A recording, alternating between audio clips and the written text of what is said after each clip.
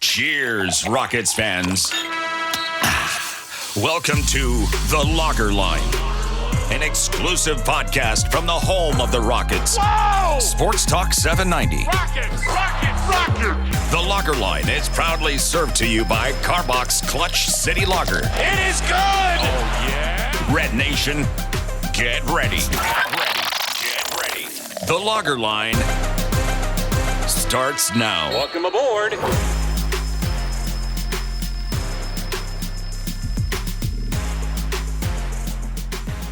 What's up, ladies and gentlemen? Ben DuBose here, Paulo, Alves there, and thanks for tuning in to another new episode of The Lager Line, as always served to you courtesy of Clutch City Lager of Karbach Brewing. I'm Ben DuBose, your host, editor of USA Today's Rockets Wire, and contributor to Sports Talk 790, the official flagship radio station of your Houston Rockets. You can follow me on Twitter/X at Ben DuBose, Paulo at Paulo Alves NBA, and this show at The Lager Line.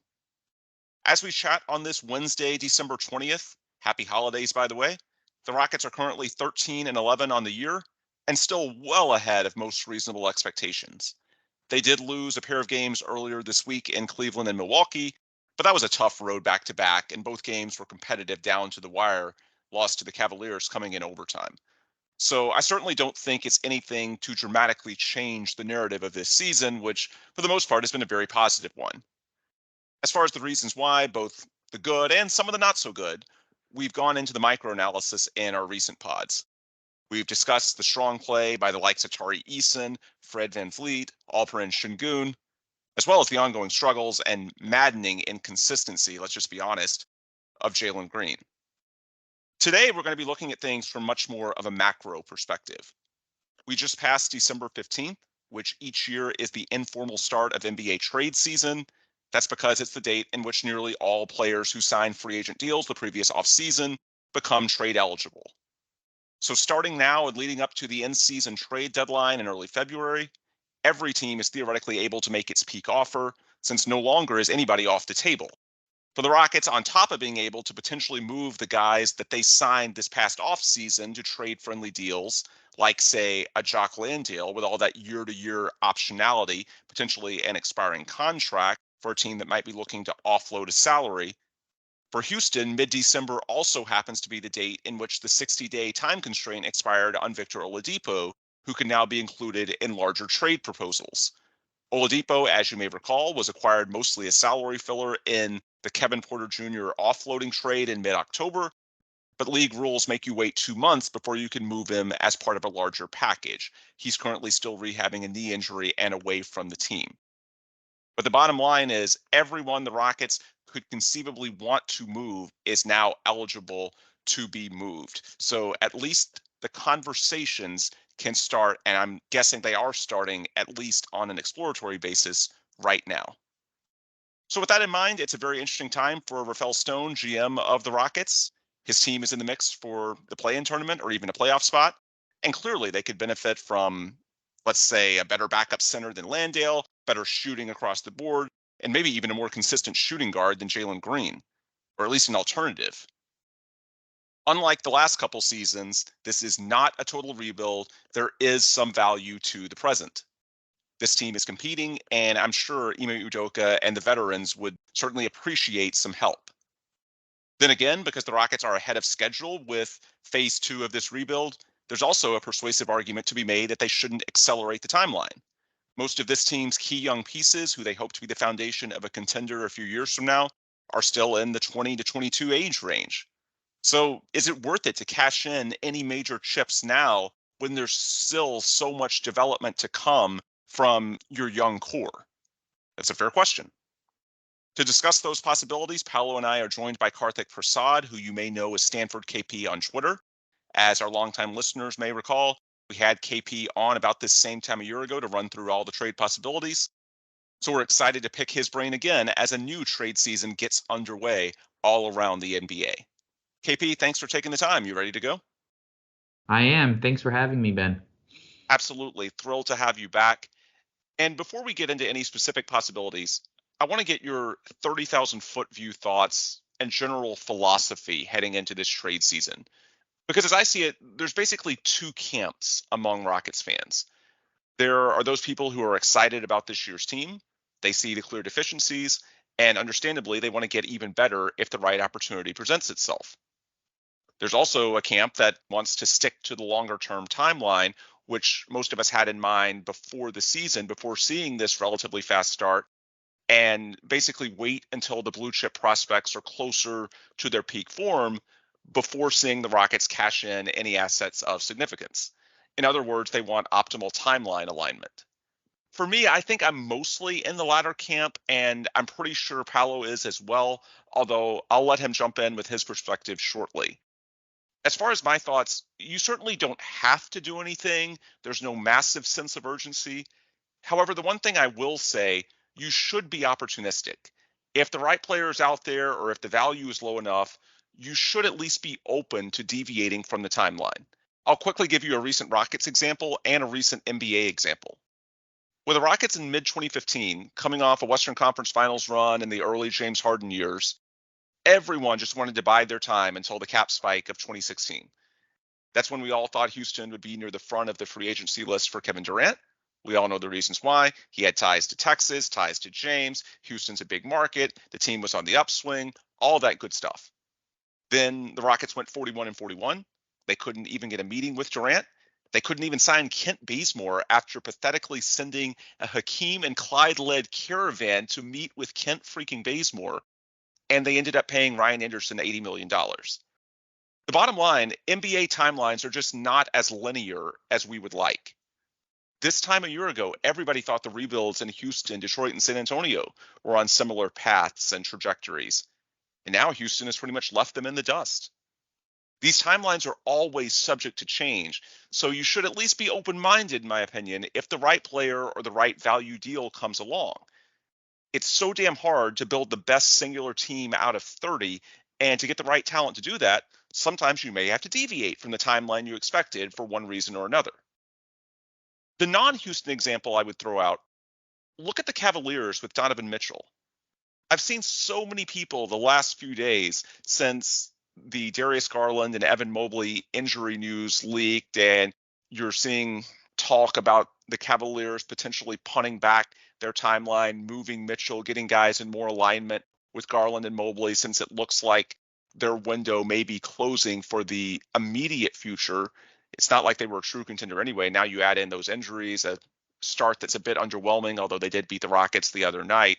And it's just logical to talk about a guy in Donovan Mitchell, who only has a year and a half left on his current contract, as a guy that could perhaps move before waiting until the final year of his deal. And I've seen a lot of people say, don't do what they did. They made their move too early in the rebuild when Garland and Mobley were super young. It made them good, but still not a title contender. And now it looks like Mitchell may want out anyway. Here's the thing.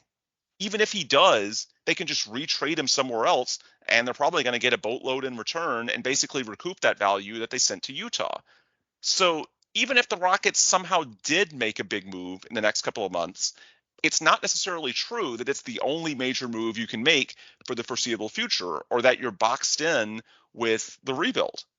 There's a lot more fluidity to the longer-term planning scenarios than some fans seem to realize. So while in general, I would expect a relatively quiet deadline for the Rockets, they certainly don't desperately need to seek out a huge trade. They can just let their young core keep developing, and I think that's the odds-on favorite scenario. But I also don't think anyone should foreclose the possibility of something bigger. If the right guy they believe in comes available, or if the asset cost in terms of value is low enough that you think it makes sense in terms of the liquidity of it all, I think you should at least keep an open mind. KP, where are you at on this subject when it comes to the broader philosophy that Rafael should be looking at this deadline through? Well, I agree with a lot of the things that you said, but in my mind, I think about it in a couple of different ways. The first is, I think we have to be, we still have to be patient, right? In order to be a real top 8 team, a true contender, your best player has to be, a good rule of thumb is year 5, year 6, right? Like that is typically when you have an all-star, maybe an MVP caliber guy that can truly compete with the best night in, night out. all of our young, highly talented players are still in year 2, year 3, year 1. So there's still a little bit of runway that if we just looked at our current roster would, still require time, 2025, 2026, that kind of thing. So that's the, if we do nothing else, that's the realistic timeline that I have of when we should enter kind of that top 8 tier. However, I do think, to your point around being opportunistic rather, there's a couple of things that I do think it's worth being aggressive on in the near term. One is I think the roster still has a couple of holes that are worth fixing. I think we need a rim protector and a lob threat, and those aren't expensive to go get, but I think they would allow us to play certain ways. They would kind of reduce the wear and tear on Şengün, and just give us, give Ime, some flexibility defensively. We don't currently have that with Landale, and I know we'll probably talk about him later. I just think that's a hole that is worth fixing if there's a good, candidate available. But you can do that for a lower asset cost. I think that's what you're getting at, is that you can, give some help to this year's team without giving up the type of assets that it would take to get in, say, the Donovan Mitchell sweepstakes. That's right. So I think there's some low-hanging fruit to go and improve the roster. The second thing, and you bring it up, and it's a realistic view of the roster, is you do have 3 high potential guards between Jalen, Amen, and even Cam Whitmore that we just have to be thoughtful about. How are you going to maximize them over the next couple of years? And is there room for all of them on the roster?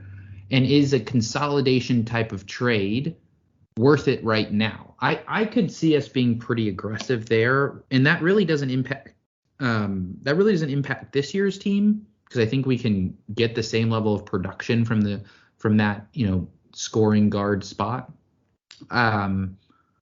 Nor does it impact the future, because if you're consolidating, you're presumably bringing in another high potential person and unlocking, the player you think is good. So in that scenario, I think they may actually move the timeline up to do something there, because right now you can see some playing time trade-offs and development trade-offs between those 3 guys, and it is worth thinking about how you maximize your assets. Whereas, for Jabari, Tari, Şengün, I think their roles are pretty solidified now and will only grow from here, which is exciting. Great. And so I do think being opportunistic in the guard situation, thinking about it, whether it's going star hunting or even consolidating and maximizing the assets, I think could be a real move on the table.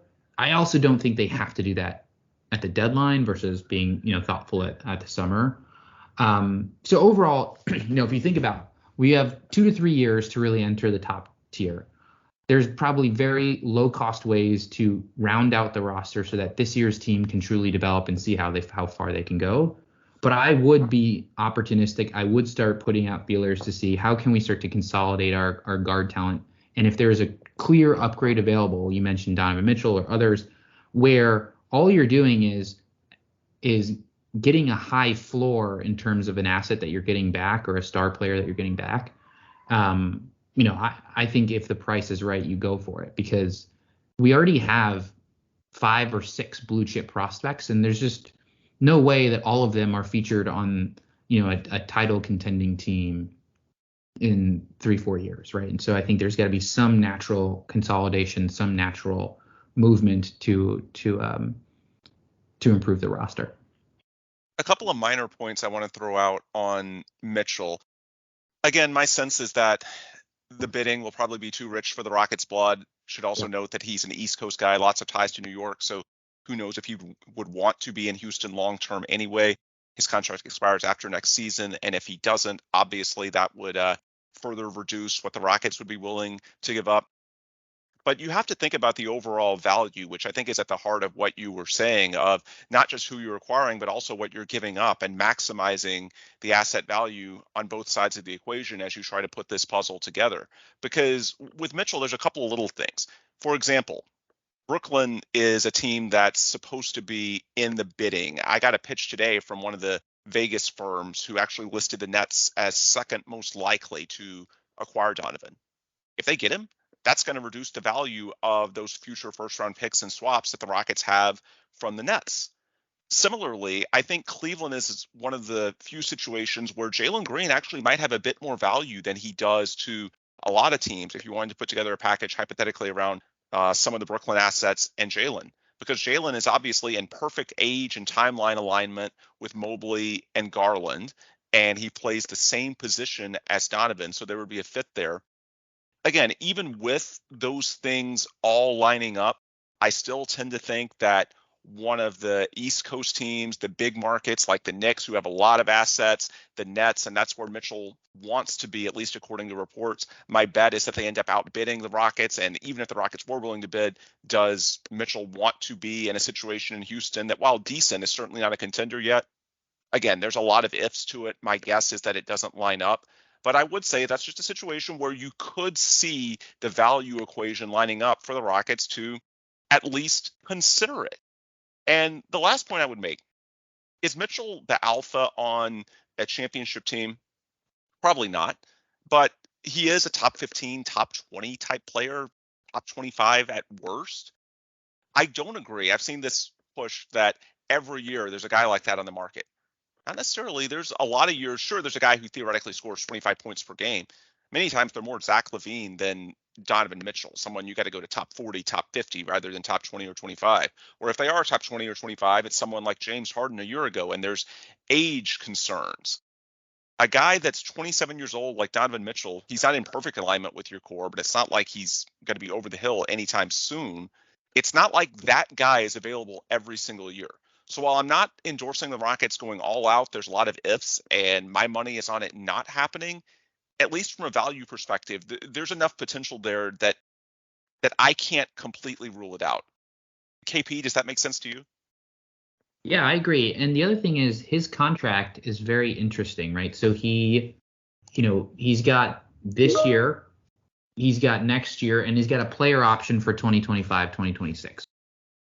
And if you think about the context of where the NBA is headed in terms of the TV deal, he's going to want, he actually may take his option. And so he may or may not take his option, but there's a lot of flexibility in his deal on when he wants to maximize his dollars, right? So really you're signing up for all-star caliber shooting guard play for the next 2 years.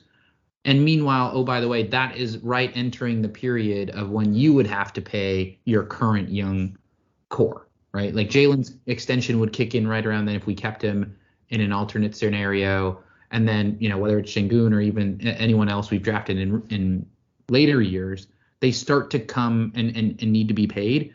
But he's an interesting bridge contract, both as a star level player, a shorter deal. He's not on like a major supermax for 5-6 years, right? This is, low 30s in terms of annual value.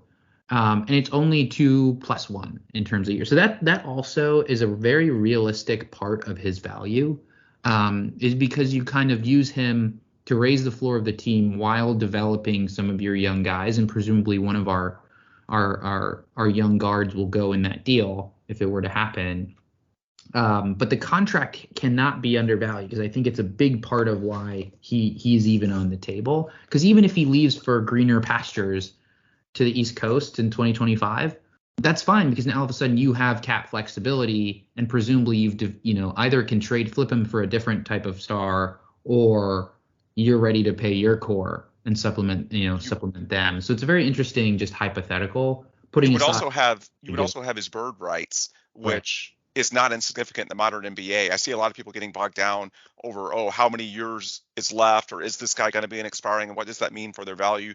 Honestly, in today's NBA, all the big names move by trade anyway. So whether it's, even if a guy is theoretically under contract for 4 years, he can just do what Kevin Durant did last year and leave you anyway. So in terms of Mitchell being on a shorter deal, either the cap flexibility or the bird rights to get him to his preferred destination, it's not like you're going to be in a wasteland should he leave. Yeah, and the last thing I'll say about him and his contracts, again, we can get into that merits of actually pulling the trigger, but that low 30s annual value is achievable with someone like a Jalen Green, yes, but essentially contract fillers for the rest, right? You're not trading for a $50 million player in which you have to give up multiple of your current pieces. It could be really around one asset, fillers, and picks, and that's it. So it starts to there's a lot of aspects around it beyond just the players involved that are interesting from a team building standpoint and a navigation of kind of the cap landscape over the next 3 to 5 years. To me, I think I lean a bit more towards not like you guys didn't seem to be, advocating for the trade. I'm even further away from wanting a trade. I think there's various things that you have to add to the equation. I think the age of the player matters a lot. Mitchell to me is a really interesting case because, well, first of all, I think I'm higher on him than most people are. I think he's actually like a top 10 to 15 player in the league. He's just, in a situation right now that's a little bit rough. That's why his efficiency numbers look a little bit worse. We saw what his potential looked like just last game. And I've actually been watching a few Cavs games, and I actually really like him. But 27 is right on the cusp, right? Because to me, if you want to make a deal, you have to be confident that if things go wrong, you can recoup value. And so any older than 27, you're already going to be getting diminishing returns as time goes on. Then I think you have to equate. I think the scale for the Rockets is, I think it may make sense to trade for a player if the availability of a player of that caliber is like rare enough for it to make sense. I think Mitchell is, someone better than. I think he's a better opportunity than a guy like Damian Lillard would be when he was available this offseason. And most of those guys would be. And so I think the Rockets should be interested and be in conversations if it is for a player that high, right? And then there's a big void in which I think the Rockets shouldn't be interested, in which I include Lauri Markkanen because he isn't good enough, even though the age factor makes sense, just for the price.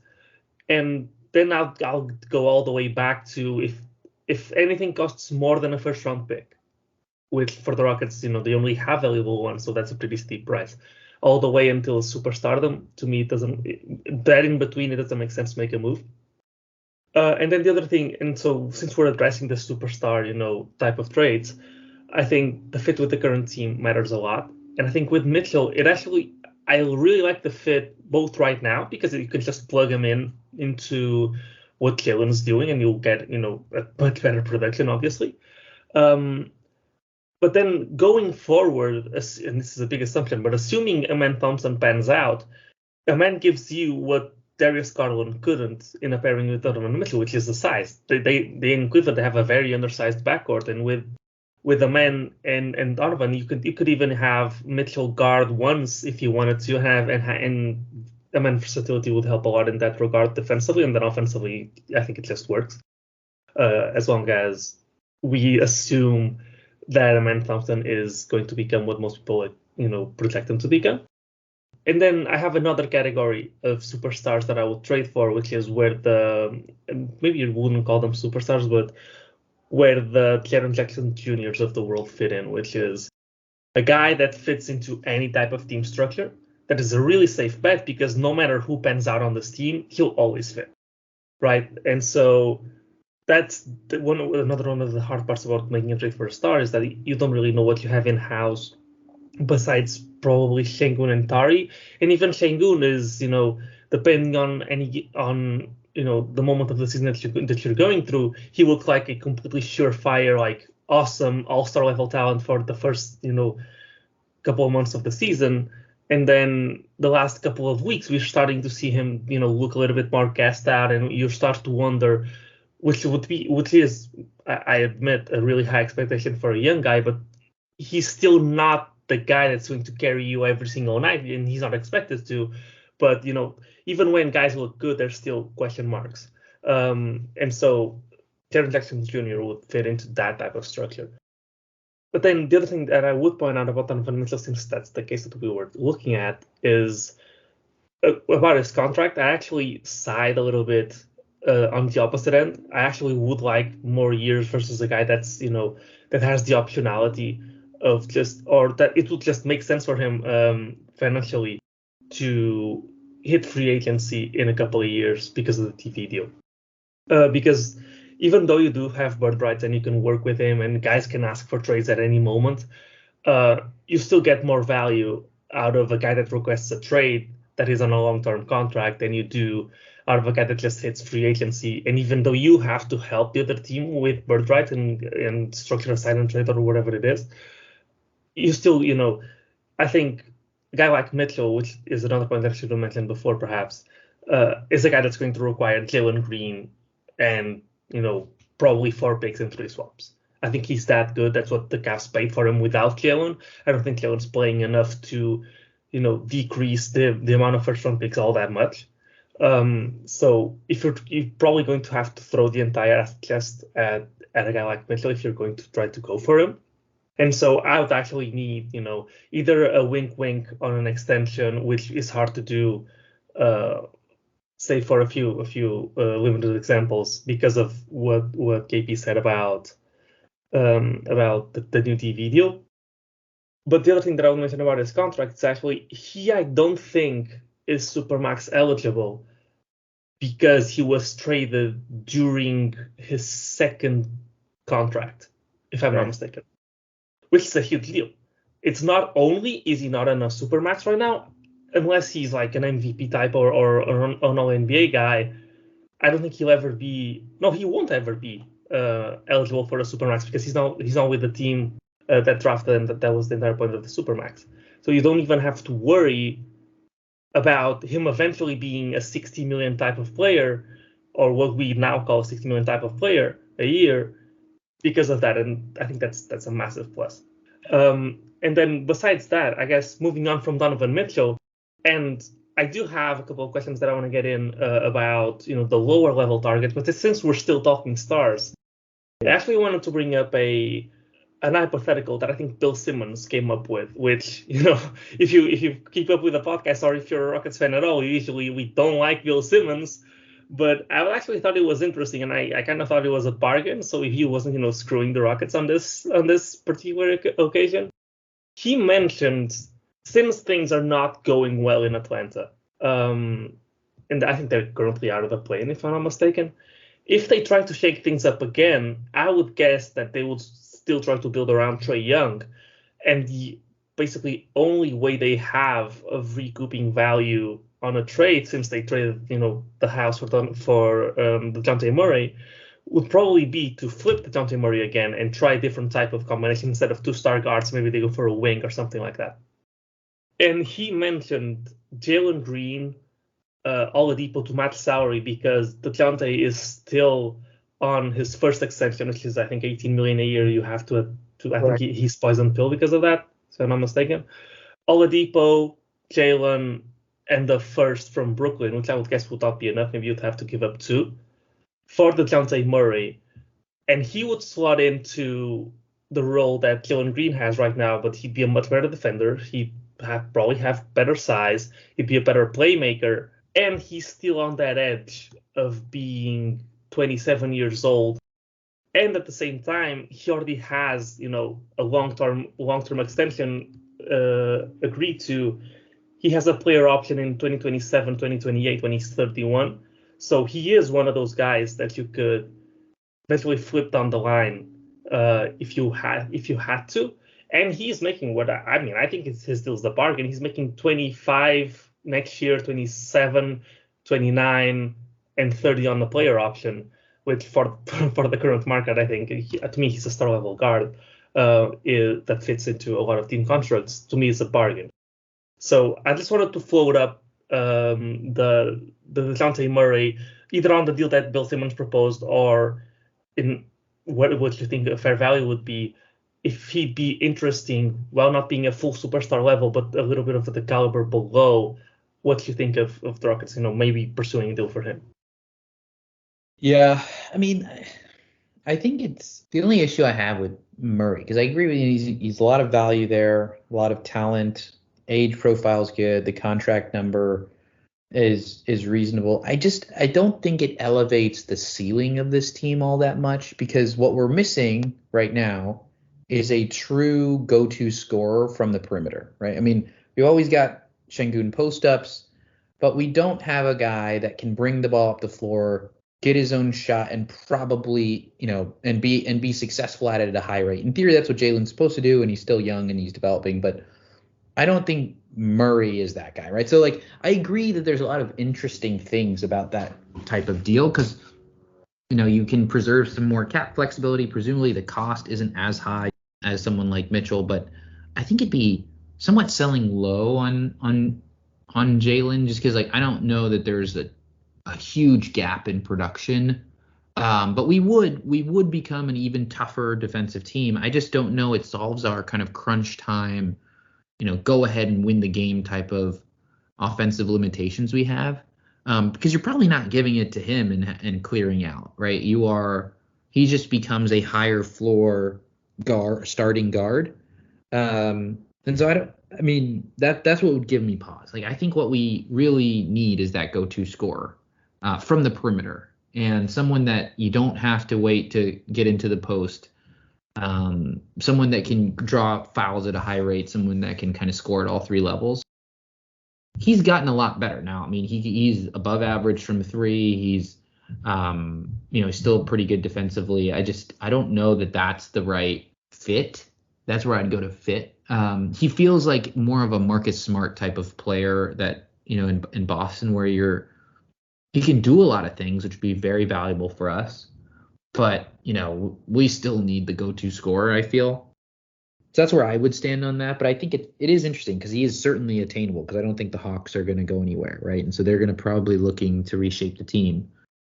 And we should talk about Clint Capela in that part of the conversation. But I think I don't know that he would be my top choice to kind of elevate the ceiling of the team because I would want to elevate the ceiling of the team meaningfully if I'm going to make a Jalen or whoever plus real first round picks. Yeah. Well, I'm at the point now where I trust between Ime Udoka, Fred VanVleet, Dylan Brooks, they've committed so many resources towards the defensive side of the ball. Now, KP, I know you've talked about over the years potentially upgrading that Dylan spot to one that has a little more versatility on the offensive end of the floor. But for now, they've committed so much to the defensive end, and the results, the last two games notwithstanding, have been so strong. I tend to agree with you. I would err on the side of a Mitchell type. I know Paulo's argument does have some validity as far as the years on the contract. I tend to be on the side of KP that there are still things you can do with it, even if there's a slight value hit. You have to hope that perhaps Mitchell would want to give Houston under Ime, which should be a destination now, a chance, and maybe that stuff doesn't even matter as much. You can get him on that next contract and not have to worry about the last year scenario.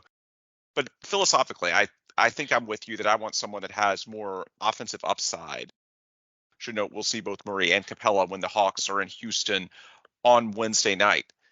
What I'm curious about from an asset perspective is Jalen, because while there's still time, he is just 21 years old. The flashes are still there. He has games like the Lakers game, the Grizzlies game in November where he looks insanely good. At the same time, look, with this level of inconsistency in year three, you do have to at least start to worry about some of the downside scenarios. I do think, and I've said in recent pods, I think the argument of next offseason being a contract offseason, that's slightly overplayed. You could easily take him into restricted free agency after his fourth year and have leverage over him in contract talks. You'll be able to match any outside offer. So this whole idea that there has to be a referendum on year three, I think that's a little bit overplayed. However, in terms of his market value, there is something to be said for if this level of inconsistency continues, at some point, any hope you might have of a team valuing Jalen, perhaps not, like a number two pick that hasn't been, a card that hasn't been turned off the lot yet, but at least some of his original value, the longer you wait and the more you risk this level of inconsistency continuing, the greater risk there is in his value going downhill. So when we talk about these hypotheticals for a bigger deal, which for consolidation reasons, one of your guards, and most likely Jalen, just simply based on his age, I think would be in it, be it at the trade deadline by February 2024 or June or July in the 2024 offseason. One argument I've seen thrown out on the side of perhaps being a bit more aggressive in this window is that if you play out the string, sure, you gather more information on Jalen, but if it's more of the same through the end of this season and whatever happens in the play-in tournament or playoffs, if you're lucky enough to get there, then teams may be even less bullish on him by the summer. The more I think about it, though, I think that's a little bit overplayed. At this point, I think Jalen is what he is, and barring a sustained run of good form, you're going to be betting on the talent more than the production. So the more I've thought about that scenario, I don't really see it moving the needle in terms of, well, you should move him by February because his value might decline even more. No, at this point, I think, it's becoming clear that any sustained breakout is probably going to be year 4 or later. And so from the perspective of a team acquiring Jalen, I can't see his value over the summer being that much worse than at the trade deadline, especially because, of course, you'd still have the rights, restricted rights going into his next contract, all that stuff. The point is you'd probably be acquiring Jalen for what you think your coaching staff could develop him into in future years. And so I can't see his value being that much worse next summer than it is right now. Karthik, where are you at on just the Jalen value proposition? And has his recent play sort of sparked a desire to move any quicker than maybe you would have previously? I think there's a couple of dynamics at play with Jalen. I tweeted about it, but it's worth saying. He is yes, he's still young, and I think from a comps or a comparable standpoint, you look at the trajectories of guys like De'Aaron Fox, Zach LaVine, Devin Booker. It all took year 4, year 5. There was a noticeable jump, age 22, age 23, for scoring guards that need to improve on handling physicality, efficiency, discipline. It takes time there, and especially those that are off ball. I think you have to be patient. So I think I say that to say, first, I think Jalen's value is only going to increase from here. His production, his efficiency, he's too talented that I don't see a world in which it just crashes and burns. But it just may take time. And to me, so this is all about, do we have the patience and do we believe in the development opportunity costs for guys like Amen and Cam to keep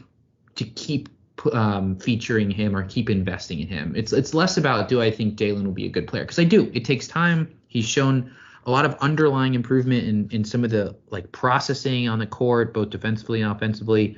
He still has a ton of talent. But now, it's still a very real question, right? First, yes, we have to think about every minute you play him is a minute you're not playing Amen or Cam Whitmore, both the guys who are probably equally as talented, honestly. The other piece of it, and I agree with you, Ben, that I think anyone who is trading for him should be able to look at the Rockets' process right now and say, okay, number one, they are playing a lot more through Alperen Sengun. Number two, the main two-man game that they have is with Fred and Alperen. And then number three, Jalen is either a third or fourth option on any given possession. Number four, Dylan Brooks isn't truly a connector, right? So they only have one guy in Fred who can get into the paint and drive and kick to Jalen and create opportunities for him. Other than when they run kind of Jalen-centric lineups, they clear out a lot of the paint and they kind of feature him. They say, hey, don't even give him a pick. Let him go. Let him score. And he has done a lot better in those scenarios. And so just from an objective standpoint, if you look at how the Rockets are using him, they are not using him as the primary scorer or someone that they are trying to maximize efficiency on. They let him take a lot of mid-range jump shots. They let him go to the rim and try and draw contact. They don't generate easy shots for him. I think they're okay with that. I think they are trying to figure out what he's good at naturally. They are trying to develop him on the defensive side of the floor. I don't see any strategic approach that says, hey, if we're throwing Jalen out there, let's simplify his shot diet. Let's get him easy shots, and let's make sure that he is as efficient as possible. If you pull up the shot charts of Jalen and Tyrese Maxey, they're just fundamentally different, right? And so I think it speaks to how Jalen is used, and it doesn't necessarily speak to the fact that his value, like what his future value will be. And there's just, I mean, he is bought in. He is playing the role that he's given. He just hasn't had the efficiency. The shooting has been so up and down, and there's no way around that. And so I think people, if you're a team and you're thinking about him, I think you see all these dynamics. You realize he's 21. And if you're a team that's looking to acquire talent, I don't think whether it's at the deadline or the summer that changes your equation, because I think you'd say, hey, if we're going to do it, we're going to feature him. We're going to really build a system around him, which I don't think the Rockets have done. And I think that's subjective, right? We have built more around Şengün and Fred, and I think that's raised the floor of our team. But it has come at a cost for Jalen's efficiency. And so that, when I add all of that up and I say, okay, I am very far from being out on Jalen. However, I do think it is very reasonable to question whether Jalen is the right fit for this particular team, right? And whether or not, based on how we are starting to play, how we're starting to mobilize and organize offensively, whether you need someone who either can, finish at the rim more effectively or just is a better shooter out there on the floor.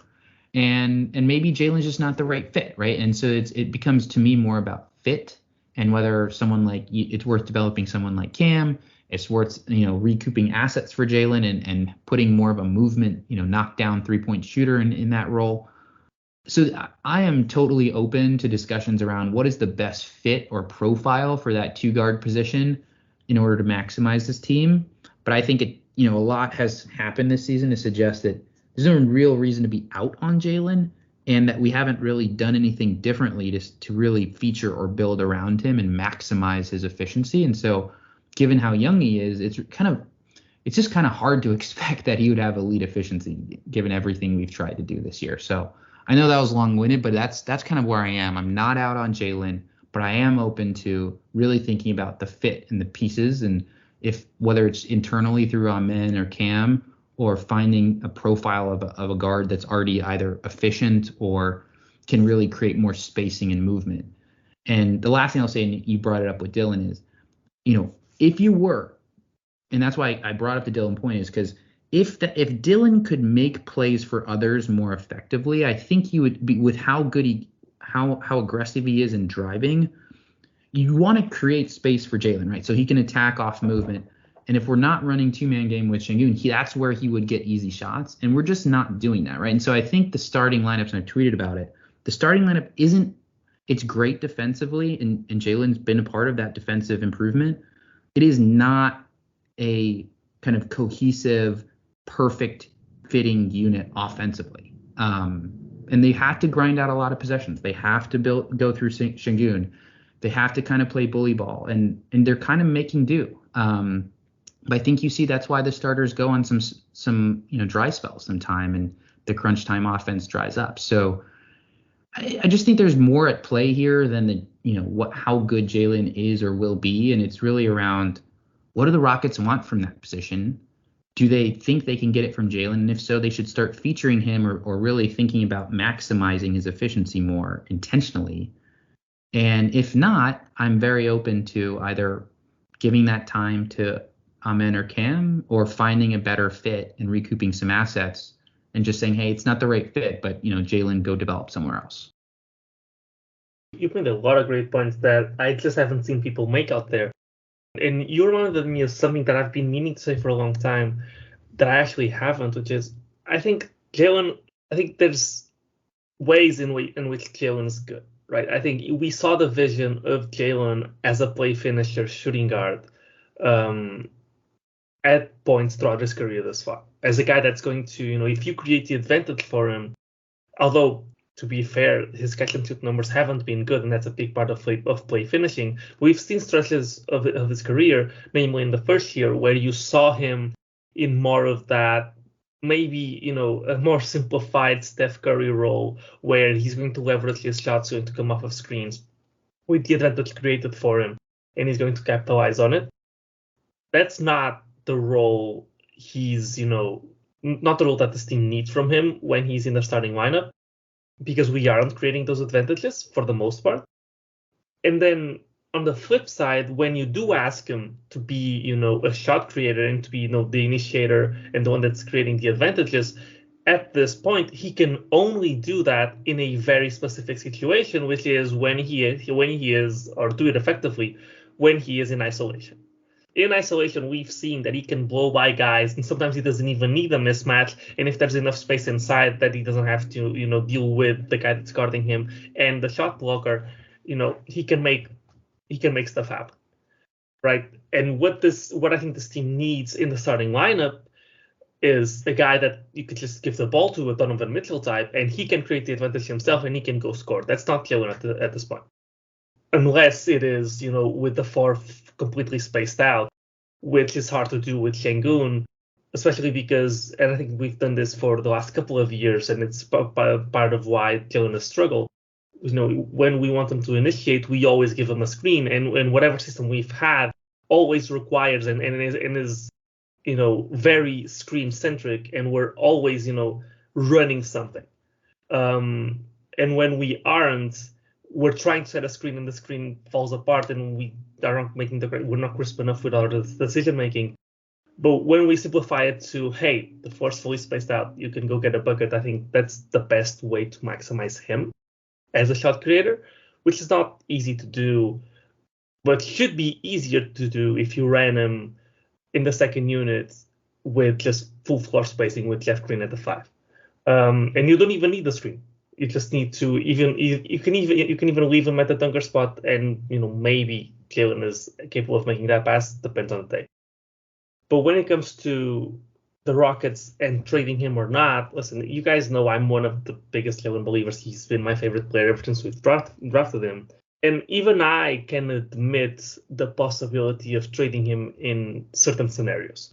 Now, I'm not at the point of his value is so low and it's going to keep getting lower, so you should cash out at a 20% price tag at this point. To me, if and I've actually talked with a buddy of mine on Discord, and he said, if we could get a lotto protected first from the Jazz for him, I would do it right now just to make sure we get something for him. And he, you don't get, just nothing out of him, and he becomes one of those, Killian Hayes type players that you probably couldn't get anything for. I don't think we're at that point, and I don't think we'll ever get to that point just from how young he is, from the fact that he's still going to be a restricted free agent, even if you take him into year 4. So, rookies in the NBA, you get all of the control. If anything, if a team is willing to bet on him enough to trade for him, they'll likely be able to get him on a pretty sweet extension, unless he takes the qualifying offer, which is, as rare as anything in the NBA. Right.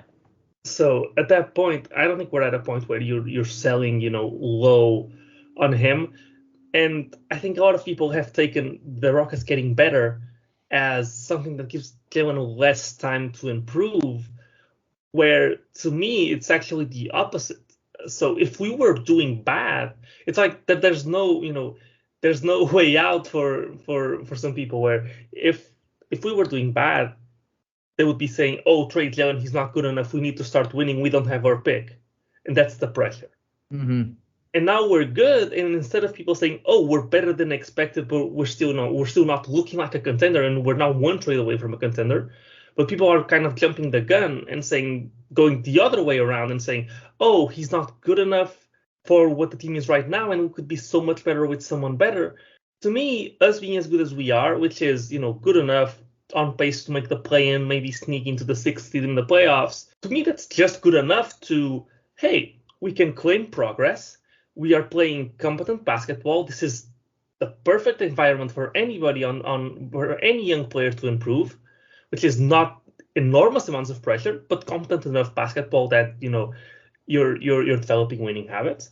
To me, this should be this should give all of our young guys, Jalen and the others, more time. This should buy them more time to finally get some of these reps in a competent team and see how they develop.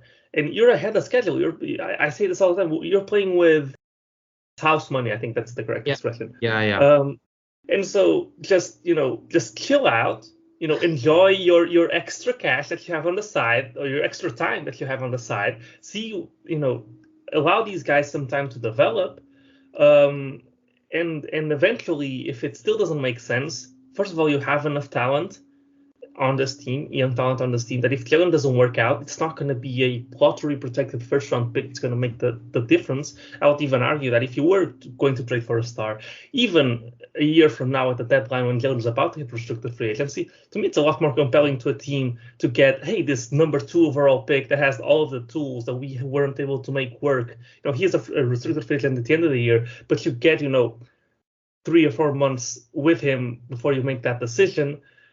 But this guy is insanely high upside compared to a lotto protected first, which the typical return on that in the draft is not nearly as good of a prospect as Jalen, even if he is struggling for 4 years straight. That's kind of my point on Jalen. I don't know if you want to get into Jalen a little bit more.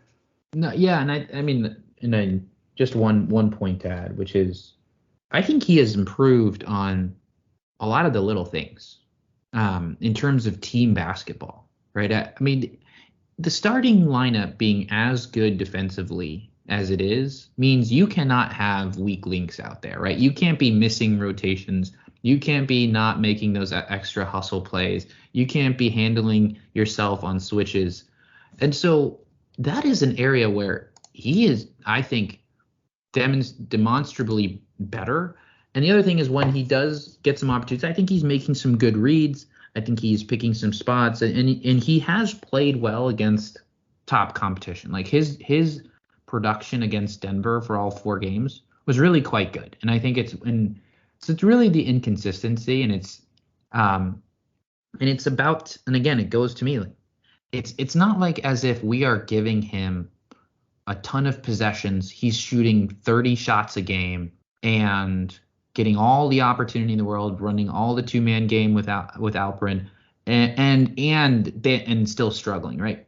I think his role changes game to game, right? Some games he's on, some games he's off. Some games they play through Şengün, some games, Fred takes more shots.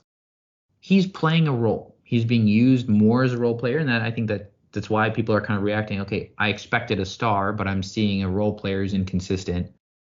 But at the same time, he's developing. He's developing his defense. He's developing some of the reads, becoming, the underlying kind of fundamentals are better. I just think it's worth at least, unless there's a clear upgrade and you're essentially flipping him for someone who is what you want him to be in 3 years, then I think you have to kind of see where give him a chance to maximize him. And I don't think we have intentionally maximized him right now. We have prioritized other players, other schemes, other approaches. And so that's where I think they pull that lever first, hopefully, before they go and, fire sale Jalen at the deadline. Yeah, and just really quick to tie into what you just said about Jalen's role. I think at the same time, a lot of people are talking about trading for a guy like Buddy Hield or Jordan Clarkson or someone else to plug that hole. But you're forgetting, we're still a Ime Udoka coached team. It's not any scoring guard that's going to be plug and play there if they're not good at defense. And the strides Jalen has made on his all-around game have made them so he is good enough for Ime to even play him and start him in the first place. If you go ahead and you get a Buddy Hield, he's terrible defensively. Who knows if Ime Udoka is going to stand having him on the court for that long of a period of time. If we wanted shooting instead of Dejounte playing, if Ime Udoka cared about shooting that much, instead of Dejounte playing, Reggie Bullock would be the one with the spot because he's been a shooter his entire career and he doesn't. So to me, the Buddy Hield, getting beyond the point of the price, Buddy Hields of the world doesn't make sense. Jordan Clarkson's playing worse than Jalen efficiency-wise scoring. And so even if you were to target someone at the position that's not a star to take over those Jalen minutes, Malcolm Brogdon's of the world, Brogdon's probably one of the ones that doesn't fit this description. You'd have to get someone who's giving you both what Jalen has improved at in defense and playmaking and being, and being playing with the team this far in the season and being used to the schemes, plus being a plus offensive player at the same time that can, you can give them the ball and they can go score. And those are not easy to find, especially at the prices people are expecting them to. And it's really easy to say, oh, you throw Buddy Hield in there, he's a 40% three-point shooter, he's going to fix everything. No, he's going to fix the shooting probably, but he's going to create a lot of problems that people are not really realizing that Jalen's plugging right now. Fair point.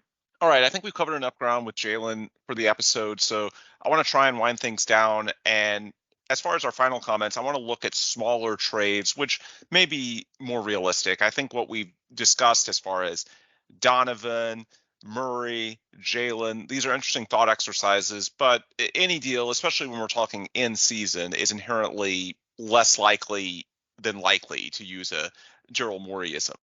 So in terms of what's realistic, what should happen by the deadline, backup center is the clear need. They're using Jeff Green as a small ball five now, and Jeff's played phenomenally well. However, he's not a true center defensively. He's not a rim runner. He's not an above the rim type. There's also questions as to how much his body will hold up over 82 games at 37 years old if you try and throw him out in all matchups. There's also some games where Alperen Şengün gets into foul trouble. You're seeing teams scheme against him more and more, and I think that's had something to do with his production becoming a bit more inconsistent the last couple of weeks. So bottom line, you could use a second trustworthy big man. They had some hope going into the season that Jock Landale might be it. It's pretty clear that he's not. So I think that's the most likely target. But in terms of deals, the most likely guy to move would be Victor Oladipo, because keep in mind the circumstances of when and how he was acquired. The Rockets gave up second-round draft capital to Oklahoma City to do the dirty work of releasing Kevin Porter Jr. because they wanted that tradable salary.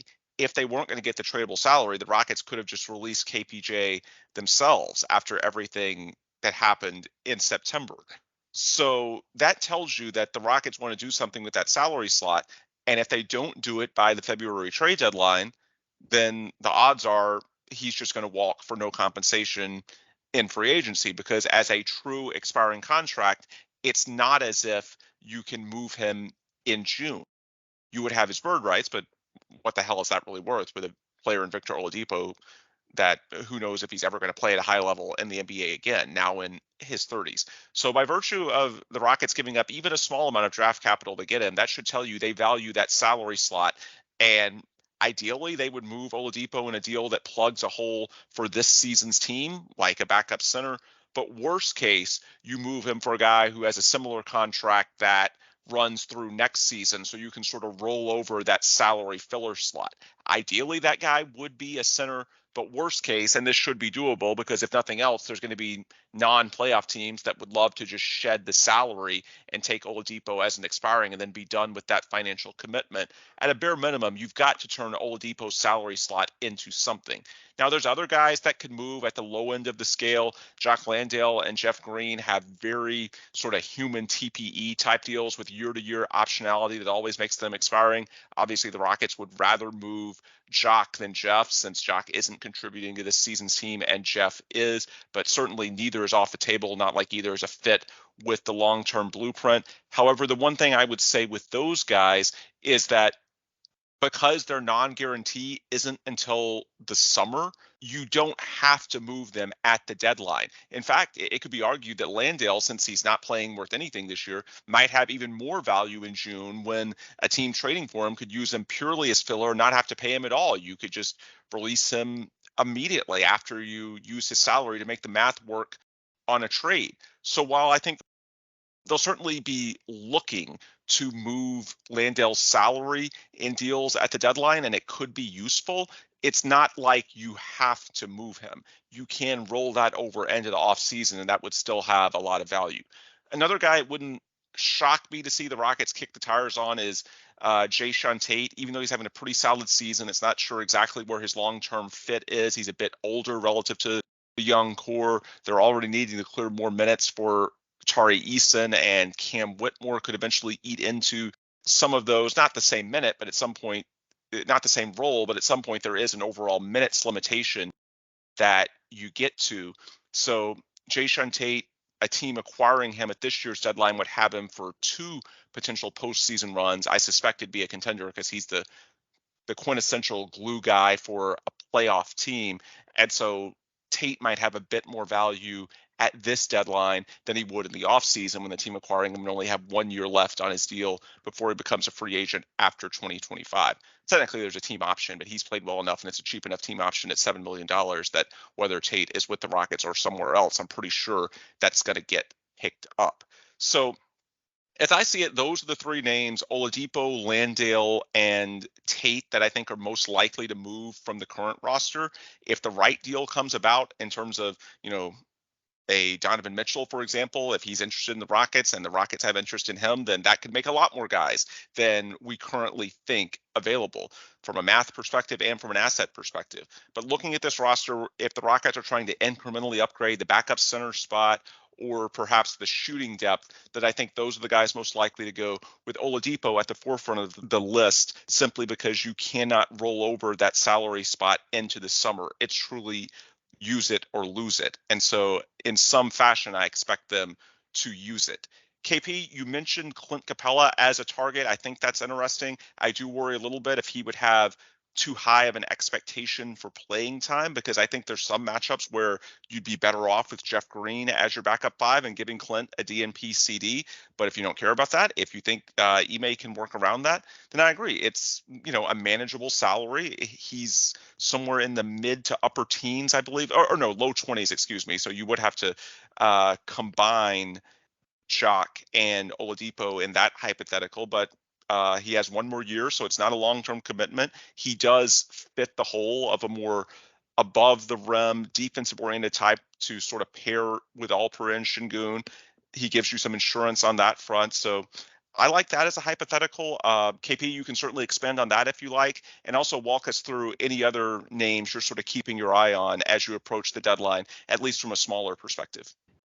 Yeah, I mean, I think Clint makes that archetype makes a ton of sense. I think Atlanta has to, they can't keep committing that amount of resources, dollars wise, to the center position. And I think Okongwu has proven that he can handle more of the load. And so I think Clinton is certainly movable.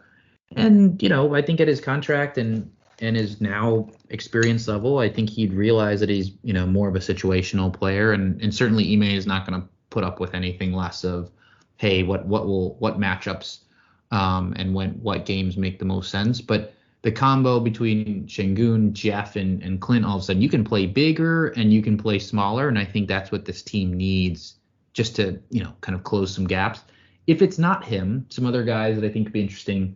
Kelly Olynyk is on a expiring contract. Obviously he's played well here, but I think he would bring more of a playmaking center type of archetype. He's not really a vertical threat, but he can space the floor. He can kind of run some of the same actions that Şengün does as a backup, and he doesn't really impact the cap scenario if they just kind of wanted to swap for an expiring and a better fit. And then someone that's not getting some playing time that's interesting as more of another kind of shooting archetype is Robert Covington is not really getting the opportunity that he probably could have on the Sixers. But I think if we don't go for like a vertical threat, I think getting more shooting is going to help us, and more playable shooters who can, be very competent defensively. And while he's up there in age, his contract value is still pretty low. And I think he would be someone that could, be a pretty easy plug and play. So it would be those type of guys, right? Either, versatile, switchable shooting forwards, or, an expiring kind of backup but playmaking archetype. But my preferred scenario is to just get a rim protector, because I think that would unlock some opportunities for guys like Jalen, for guys like Amen to have a lob threat. You add more of the space, and you look at how Ime made that work with Robert Williams and Horford in Boston in certain matchups. And Boston, you could argue, didn't really take off until they kind of maximized both bigs in that scenario. I think Jeff's going to get minutes regardless, right? So unless we have to move him for a clear kind of like major player upgrade, I think he stays. And so to me, those are 3 names I'm looking at: Clint, Kelly, and Robert Covington types. Yeah, I think that makes a lot of sense. To Ben's point about if nothing comes up, just trading Oladipo for something that you can take into next season if you want to keep the salary slot alive, if you don't want to use cap space. I'd suggest Devontae Graham, who has 2.9 million guaranteed next year, which is, if you're not going to use the cap space, doesn't matter.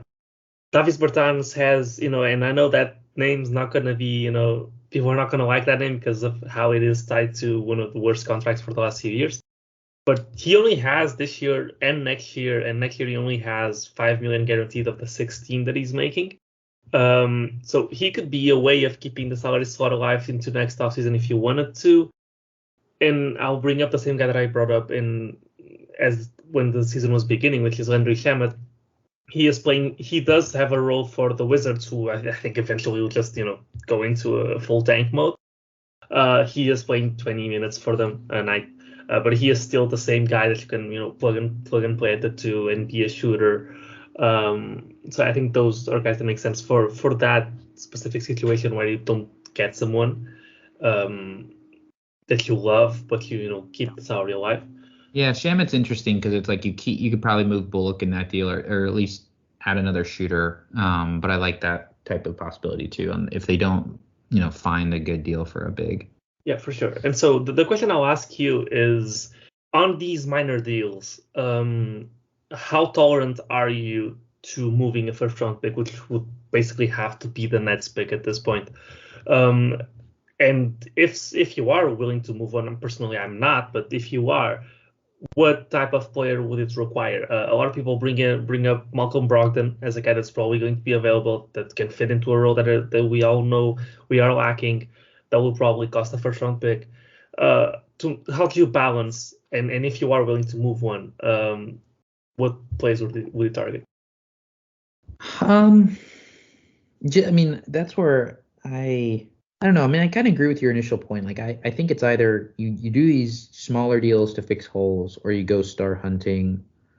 I think if you're going to move a first round pick, the criteria would be, mid-20s, proven type of player who has one really good, valuable skill. And I do think shooting is a gap on this roster. So some kind of wing shooter, a longer wing that can shoot.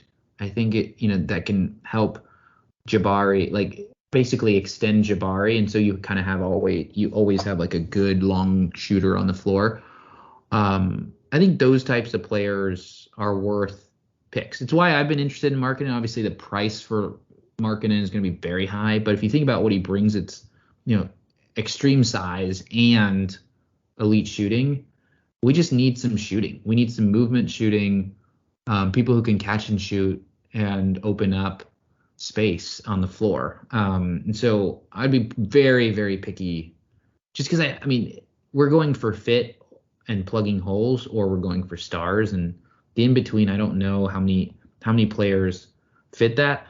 What's interesting about guys like Zach LaVine is their value is actually pretty low. And so I truly wonder what the cost is for someone like that. Not saying we should get him, but I think there's some types of players like that where because of their age, contract situation, and team situation, it's probably not actually going to cost that much to go get him. And in theory, he brings some of those skills without having to give up a blue chip prospect. I mean, the deals they're talking about for him are for like D'Angelo Russell, right? And so I just wonder how low you could go to get someone like LaVine, who's pretty clearly disgruntled.